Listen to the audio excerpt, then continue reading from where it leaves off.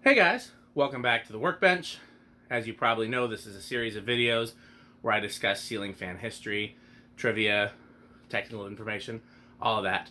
This should be a really quick video. I'm just going to add a few things that I've learned about the history of Hunter originals since our great video and follow-up with Brian Hicks.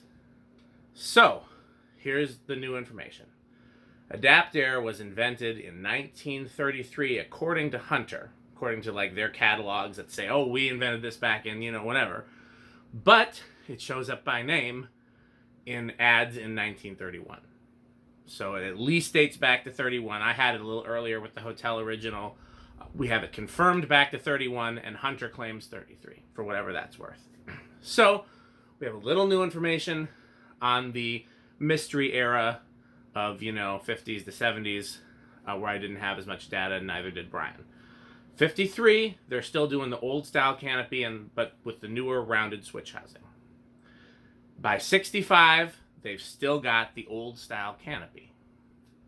Not the trumpet, the kind of more bell-shaped one. In 67, they're doing the smooth switch housing with the pull chain out of the bottom, but they're still doing the old canopy. And then also in 67 is when the trumpet canopy first appears.